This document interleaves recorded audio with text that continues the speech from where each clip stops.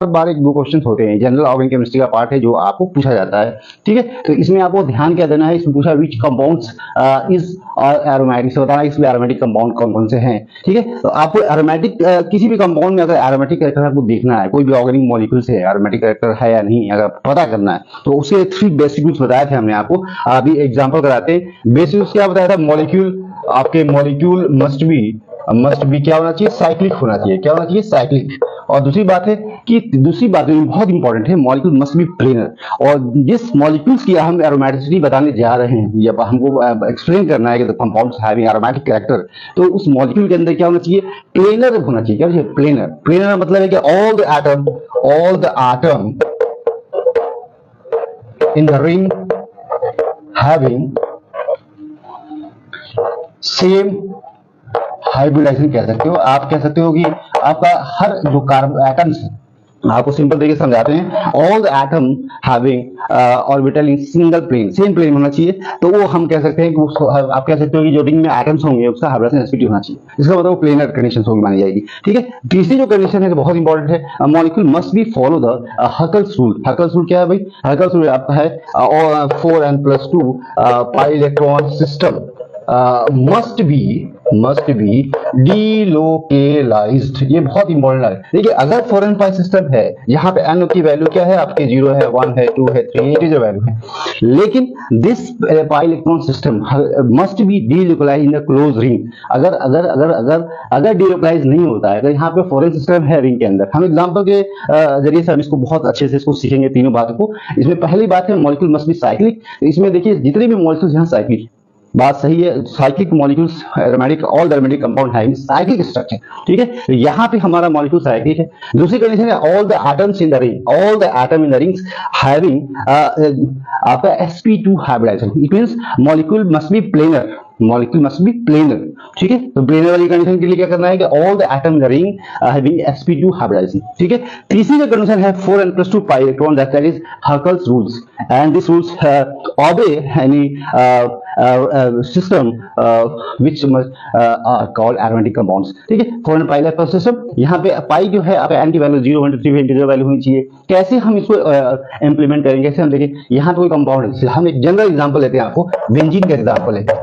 Benzene में हम अगर देखें तो यहाँ पे मॉलिक्यूल मस्ट बी साइक्लिक, तो यहाँ पहला रूल फॉलो हो रहा है। दूसरे रूल की बात करें, यहाँ पे आपका all the atoms in the ring sp2 hybridization होना चाहिए, all the atom in the ring having sp2 hybridization. तो यहाँ पे जो कार्बन है, यहाँ पे जो कार्बन है, यहाँ पे जो कार्बन है, यहाँ पे जो कार्बन, यहाँ पे कार्बन, हर कार्बन का जो हाइब्रिडाइजेशन है क्या है, sp2। इसका मतलब all the atom in the ring having sp2 hybridization. तीसरी जो बात है जो बहुत इंपॉर्टेंट है, आपका 4n+2 आपका pi electron system must be delocalized. देखिए यहाँ पे डीलोकेलाइज करता है, क्या करता है, ये रिंग के अंदर घूमता रहता है, यहाँ आएगा, देखिए यहाँ आएगा, फिर यहाँ आएगा, यहाँ आएगा। तो जो पाई इलेक्ट्रॉन सिस्टम है, 4n+2 पाई इलेक्ट्रॉन सिस्टम है, डीलोकेलाइज कर रहा है क्लोज रिंग के अंदर, इसलिए ये क्या है आपका एरोमेटिक कंपाउंड है। तीनों रूल फॉलो हो रहा है। जहाँ पे n की वैल्यू, अगर हम बोले 4n+2 बराबर 6 पाई इलेक्ट्रॉन है, यहाँ पे 6 पाई इलेक्ट्रॉन है, तो n की वैल्यू क्या आएगी, यहाँ पे 1 आएगी। इसका मतलब इंटीजर वैल्यू आ रही है, और ये रूल तीनों फॉलो हो रहे हैं इस कंपाउंड के लिए। इसका मतलब है कि दिस कंपाउंड है एरोमेटिक कंपाउंड। ये आपको तीनों जो है कंडीशन फॉलो करनी पड़ेगी, किसी भी कंपाउंड को एरोमेटिक बताना है तो आपको इन तीनों चीजों को फॉलो करनी पड़ेगी। पहला क्या है, आप याद रखिएगा, मॉलिक्यूल मस्ट बी साइक्लिक। दूसरी कंडीशन क्या है, all the atom in the ring having sp2 hybridization, sp2 planar condition होनी चाहिए। उसके बाद तीसरी कंडीशन है जो इलेक्ट्रॉन से पाई इलेक्ट्रॉन सिस्टम है जो क्लोज रिंग के अंदर, must be delocalized in the close ring. कौन सा इलेक्ट्रॉन डीलोकेलाइज होना चाहिए, 4n+2 पाई इलेक्ट्रॉन, जहां पे n की वैल्यू 1 2 3 इंटीजर वैल्यू। तो ये 3 rules are very important for any compound having aromatic character. ठीक है, अब अगर हम यहाँ पे एक बात और जोड़ दें, इस दोनों बात होनी चाहिए। तीसरी बात जो है यहाँ पे हटा दें, यहाँ पे हम बोलेंगे 4n सिस्टम अगर है तो हम वहां बोलेंगे anti aromatic compound. 4n system अगर क्लोज रिंग के अंदर डीलोकेलाइज करेगी तो उस तरह के कंपाउंड को हम बोलेंगे एंटी एरोमेटिक कंपाउंड। लेकिन डीलोकेलाइज होना इंपॉर्टेंट है, अगर डीलोकेलाइज नहीं होता है तो हम उसको एंटी एरोमेटिक फिर नहीं बोलेंगे, एरोमेटिक भी नहीं बोलेंगे, वहां पे क्या बोलेंगे, नॉन एरोमेटिक। ठीक है, तो यहाँ 4n सिस्टम डीलोकेलाइज होगा तो एरोमेटिक बोलेंगे, 4n सिस्टम डीलोकेलाइज होगा तो उसको एंटी एरोमेटिक बोलेंगे। अगर डीलोकेलाइज हो ही नहीं रहा है, 4n+2 इलेक्ट्रॉन भी नहीं है, होने के बावजूद भी 4n+2 पाई इलेक्ट्रॉन भी है, 4n सिस्टम भी है, लेकिन डीलोकेलाइज किसी कारण नहीं हो रहा है, तो आपका फिर वो कंपाउंड एरोमेटिक नहीं होगा। उससे क्या बोलते हैं, नॉन एरोमेटिक कंपाउंड। ठीक है, याद रहेगा आपको। इसका मतलब है कि अगर फॉरेन सिस्टम है, 4n+2 पाई इलेक्ट्रॉन सिस्टम भी है, लेकिन हम इसको एरोमेटिक बोलते हैं, इसको एंटी एरोमेटिक बोलते हैं, लेकिन अगर ये डीलोकलाइज नहीं होता है, अगर यहाँ पे four n pi electron system delocalize chlorine के अंदर नहीं हो रहा है, तो हम उन दोनों कंपाउंड्स को कहेंगे नॉन एरोमेटिक कंपाउंड। ठीक है, याद रहेगा आपको। ठीक है, अब हम चलिए तो इन कंपाउंड्स के बारे में जानते हैं कि कंपाउंड्स एरोमेटिक है या नहीं है। हम अपने जो 3 रूल्स को नहीं भूलना है, 3 रूल्स को हमें याद रखना है। किसी भी कंपाउंड्स के लिए एरोमेटिक है, एंटी एरोमेटिक है, नॉन एरोमेटिक है, तो ये कैसे पता करेंगे? थायमीन जैसे एडमीन है, ट्रोपियम आयन है, आपका साइक्लोऑक्टेट्राइन है, all these compounds are aromatic है या नहीं है, कैसे पता करेंगे? तो फर्स्ट कंपाउंड में देखना हमको थायमीन जो एरोमेटिक कंपाउंड है। तो यहाँ पे देखो नाइट्रोजन है, नाइट्रोजन लोन पेयर के साथ लोन पेयर जो है ऑक्सीजन के साथ डीलोकलाइज करेगा। ठीक है, कार्बोनिल ग्रुप के साथ डीलोकलाइज करेगा। यहाँ पे जो नाइट्रोजन के पास लोन पेयर है वो भी इसके साथ डीलोकलाइज करेगा। तो यहाँ पे जो कंडीशन बनेगी आपकी क्या बनेगी? देखो यहाँ पे कंडीशन जो बनेगी, अगर हम इसको बना दे तो आपको देखो यहाँ पे क्या है, नाइट्रोजन है, लोन पेयर यहाँ डीलोकलाइज हुआ, प्लस आ जाएगा, यहाँ पे H है, यहाँ पे ऑक्सीजन नेगेटिव चार्ज आ गया। ठीक है, और आपका यहाँ पे देखो, यहाँ पे आपको डबल बॉन्ड आ जाएगा, यहाँ पे आपका प्लस आ जाएगा, यहाँ पे आपका माइनस आ जाएगा, यहाँ पे आपका CH3 पहले से है। ठीक है, डबल बॉन्ड यहाँ से पहले है। अब देखिए ये जो आपका जो कंडीशन आया है, दिस कंडीशंस तो अगर यहाँ पे देखिए all the atom in the ring having sp2 hybrid, कैसे? यहाँ देखो कार्बन पे डबल बॉन्ड है, sp2 है, यहाँ पे है कंडीशन देखो, यहाँ पे sp2 है। ठीक है, यहाँ पे अगर देखें यहाँ डबल बॉन्ड है, all the atom having sp, ring के अंदर जितने भी एटम्स हैं सारे sp2 हाइब्रिड, चाहे नाइट्रोजन पे हाइब्रिड निकालो यार, इस पे चाहे कार्बन में, किसी भी रिंग के अंदर आप एटम पे अगर हाइब्रिड निकालते हैं तो यहाँ पे पहला जो कंडीशन है साइक्लिक है, दूसरी कंडीशन है sp2 है मतलब प्लेनर है। ठीक है, और तीसरी जो कंडीशन है 4n+ पाई इलेक्ट्रॉन सिस्टम होना चाहिए। कितना होना चाहिए? 4n+2 pi electron system must be delocalize. Delocalization हो रहा है कि नहीं हो रहा है? कौन सा इलेक्ट्रॉन का डीलोकलाइजेशन? ये वाला 4n+2 पाई इलेक्ट्रॉन सिस्टम का डीलोकलाइजेशन होना चाहिए। अगर नहीं होता है तो उसको एरोमेटिक नहीं बोलेंगे। बात समझ आ रही? चाहे इलेक्ट्रॉन हो 4n+2 पाई इलेक्ट्रॉन होने हो, तो अगर डीलोकलाइज नहीं होता है तो हम इसको एरोमेटिक नहीं बोलेंगे, उसको नॉन एरोमेटिक बोलेंगे। यहाँ देखिए डीलोकलाइज करेगा, क्या करेगा? डीलोकलाइज करेगा, क्लोज रिंग के अंदर करेगा। कितना इलेक्ट्रॉन करेगा? 6 पाई इलेक्ट्रॉन करेगा। इसी वजह से ये चीज उसको फॉलो करेगा। दिस कंपाउंड विल एरोमेटिक बिल्कुल होगा। ठीक है, फिर दूसरी बात करें ये कंपाउंड एरोमेटिक है या नहीं। देखिए ये भी बहुत अच्छा क्वेश्चन है। आप बताइए, चलिए आप लोग बताइए, हम तो बता ही रहे हैं, आप बताइए रूल्स को फॉलो कर रहा है कि नहीं कर रहा है। देखिए यहाँ अगर देखें इस कंपाउंड के अंदर देखिए, आप ये नाइट्रोजन जो लोन पे है डीलोकलाइजिंग पार्टिसिपेट नहीं करेगा। रिंग के अंदर जो है आप देखिए double bond, single bond, double bond, यहाँ देखिए आप इस तरह से आप करिए, इस तरह से ये जो लोन पेयर नाइट्रोजन का है, यहाँ जो लोन पेयर नाइट्रोजन का है वो रिंग के अंदर पार्टिसिपेट करेगा, डीलोकलाइजेशन पार्टिसिपेट करेगा। आप कह सकते हो यहाँ पे अगर आप दिखाओ इस तरह से आपको इसके साथ पार्टिसिपेट करेगा। अगर हम यहाँ पे बात करें, इसकी बात करें, यहाँ पे देखिए N है, H है और यहाँ डबल बॉन्ड है, आपका पिरोल है, क्या है? इसको पायरोल बोलते हैं। ठीक है, पायरोल में क्या होता है? जो नाइट्रोजन का लोन पेयर होता है, आप पाई इलेक्ट्रॉन से क्या करता है? डीलोकलाइज करता है। डीलोकलाइज करने की वजह से क्या होता है? ये आपका लोन पेयर नहीं है, क्या है? Pi electron. इसका मतलब है कि ये 2 पाई इलेक्ट्रॉन पहले से पाई बॉन्ड थे, इसका मतलब 4 इलेक्ट्रॉन पहले से हो जाए, 6 पाई इलेक्ट्रॉन हो गए रिंग के अंदर। और यहाँ पे नाइट्रोजन के ऊपर जो लोन पेयर था, जब डीलोकलाइज करेगा तो नाइट्रोजन पे हाइब्रिडेशन क्या हो जाएगी? नाइट्रोजन पे हाइब्रिडेशन आपकी sp2 हो जाएगी। और डबल बॉन्ड कार्बन पे हाइब्रिडेशन हमेशा sp2 ही होता है, इस बात को जानते हैं। ठीक है, तो यहाँ पे भी sp2 है, यहाँ भी sp2 है, यहाँ भी sp2 है, यहाँ भी sp2 है, मतलब all the atom in the ring having sp2 hybridization, मतलब प्लेनर कंडीशन होनी चाहिए तभी पाई इलेक्ट्रॉन का डीलोकलाइजेशन होगा। ये इलेक्ट्रॉनिक सिस्टम है, 4n+ पाई इलेक्ट्रॉन सिस्टम है, और रिंग के अंदर क्या करेगा? डीलोकलाइज करेगा। ठीक है, इसका मतलब पहली कंडीशन क्या है? साइक्लिक हो गई। इस मॉलिक्यूल के लिए भी दूसरी कंडीशन क्या हो गई? प्लेनर वाली हो गई, sp2। All that are ring in the sp2 hybridization. ये नाइट्रोजन पे sp2 हाइब्रिडेशन है। क्यों? नाइट्रोजन का लोन पेयर रिंग के साथ पार्टिसिपेट करेगा, उसको हम लोन पेयर काउंट नहीं करेंगे, हम काउंट क्या करेंगे? Pi electron. क्या काउंट करेंगे? Pi electron. ठीक है, तो यहाँ पे इसका मतलब है sp2 हो गया। तीसरी जो कंडीशन है क्या है? हमारा 4n+2 पाई इलेक्ट्रॉन सिस्टम आपका क्या हो रहा है तो सिस्टम, और सिस्टम होने के साथ साथ क्या हो रहा है? डीलोकलाइज हो रहा है।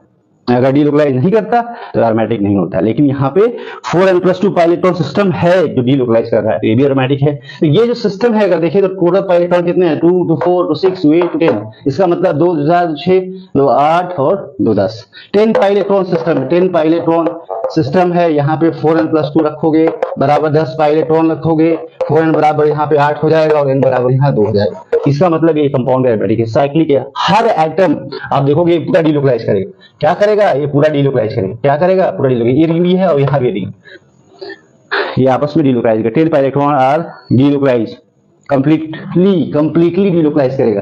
और यहाँ पे इन्वॉल्वमेंट होगा ना, तो इस लोन पेयर का इन्वॉल्व नहीं करेगा, ये भी लोन पेयर इन्वॉल्व नहीं करेगा, सिर्फ यहाँ नाइट्रोजन का लोन पेयर इन्वॉल्व नहीं होगा, यहाँ का नाइट्रोजन भी लोन पेयर इन्वॉल्व नहीं होगा, सिर्फ इस नाइट्रोजन का लोन पेयर इन्वॉल्व होगा, तो उस नाइट्रोजन पे sp2 हाइब्रिडाइजेशन होगा। इस कंपाउंड के अंदर भी क्या होगा, एरोमेटिक कैरेक्टर होगा। इसका मतलब थायमिन भी एरोमेटिक है और आपका एडेनिन भी एरोमेटिक है। और यहाँ पे अगर बात करें ट्रोपिलियम आयन की, तो ये कंपाउंड भी एरोमेटिक है।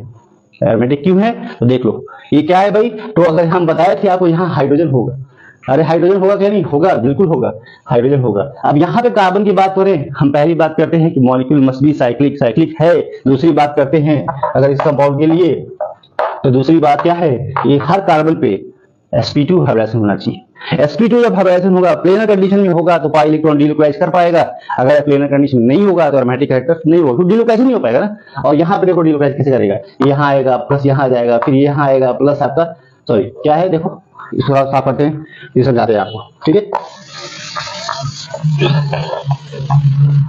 इसका मतलब यहाँ पे जो एक ट्रोपिलियम आयन है, इसको यहाँ देखो, ये प्लस चार्ज है और इस तरह से ये यहाँ आएगा तो आपका यहाँ दिखेगा 7 कार्बन है, ठीक है। ये आपका प्लस चार्ज कहाँ जाएगा, यहाँ आ जाएगा। डबल बॉन्ड कहाँ जाएगा, यहाँ आ जाएगा। यहाँ गिन लो 1 2 3 4 5 6 और 7, यहाँ गिन लो 1 2 3 4 5 6 और 7।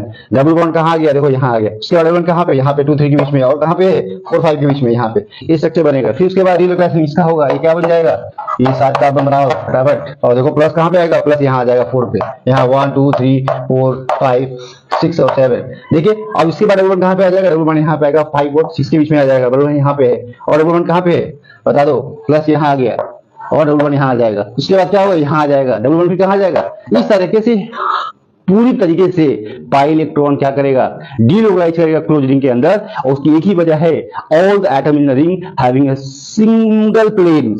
आपका sp2 हाइब्रिडाइजेशन है, प्लेनर है, इसलिए डीलोकलाइजेशन हो रहा है। अगर प्लेनर नहीं होगा तो डीलोकलाइजेशन नहीं हो पाएगा। इसका मतलब ये कंपाउंड भी कैसा है, एरोमेटिक है। रिंग के अंदर जो है सारे एटम जो है आपके sp2 हाइब्रिडाइज है, और आपके जो इलेक्ट्रॉनिक सिस्टम है वो 4n+2 पाई इलेक्ट्रॉन सिस्टम है और डीलोकलाइज करता है। इसका मतलब ये कंपाउंड भी कैसा है, एरोमेटिक है। इस कंपाउंड की बात करें तो ये वेल नोन एक्सेप्शनल कंपाउंड है। अगर आप ऐसे देखें तो आप बोलेंगे एंटी एरोमेटिक, लेकिन इसके बारे में जानना है, इसके स्ट्रक्चर के बारे में जानना है, इसकी केमिस्ट्री के बारे में जानना है। इसका ऑक्टा टेट्राइन जो स्ट्रक्चर है, ये आपका अगर एंटी एरोमेटिक हम क्या है आपने रूल्स के हिसाब से कह सकते हैं, लेकिन एंटी एरोमेटिक नहीं होता है। इसके पीछे क्या कारण होता है, अगर देखें यहाँ पे अगर हम बोले कि ये जो स्ट्रक्चर है आपका, यहाँ पे इस तरह से स्ट्रक्चर है, total number of pi electron कितने हो जाएंगे आपके 2 2 4 6 8 जाएंगे। तो 4n पाई इलेक्ट्रॉन अगर सिस्टम है, सिस्टम अगर डीलोकलाइज करेगा, delocalization change of position of electron, ठीक है, ये पोजीशन इलेक्ट्रॉन की जब चेंज होगी, डीलोकलाइजेशन होगा, तभी हम इसको बोलते हैं एरोमेटिक हो सकता है। लेकिन ये सिस्टम अगर होगा तो हम उसको एंटी बोलते हैं, एंटी क्या,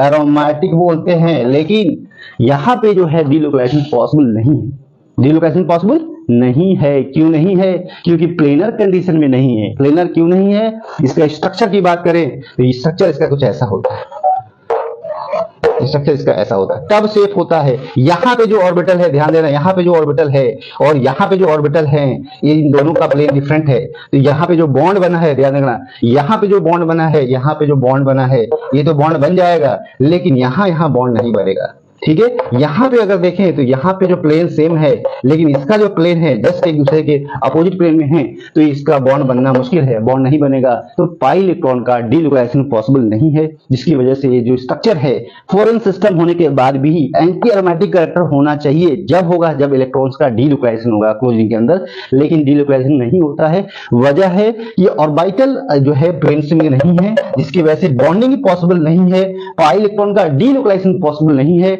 इसलिए हम इसको एरोमेटिक नहीं बोलेंगे। टब शेप है, एक ऐसा है टब शेप है, और ये आपका नॉन एरोमेटिक कंपाउंड होता है। This compound are non aromatic due to delocalization नहीं होता है। फॉरेन सिस्टम है, एंटी एरोमेटिक कैरेक्टर होना चाहिए, लेकिन प्लेनर नहीं होने की वजह से, प्लेनर नहीं है, जिसकी वजह से इलेक्ट्रॉन का डीलोकलाइजेशन आपका पॉसिबल नहीं है, जिसकी वजह से कंपाउंड नॉन एरोमेटिक, ठीक है। इस तरह से आपको बहुत सारे ऐसे एग्जांपल होंगे जिसमें आपको ये सारे रूल्स जो मैं बताया है मैंने, ये साइक्लिक होना चाहिए, प्लेनर होना चाहिए, और आपका 4n सिस्टम अगर डिलोकलाइज हो रहा है तो उसको हम एंटी एरोमेटिक बोलेंगे। अगर आपका 4n+2 pi electron system delocalise कर रहा है क्लोज रिंग में तो हम उसको एरोमेटिक बोलेंगे। अगर किसी वजह से डिलोकलाइजेशन नहीं होता है क्लोज रिंग के अंदर, चाहे 4n सिस्टम हो चाहे 4n+2 पाई इलेक्ट्रॉन सिस्टम हो, उसको हम बोलेंगे नॉन एरोमेटिक कंपाउंड। क्या बोलेंगे? Non aromatic compound.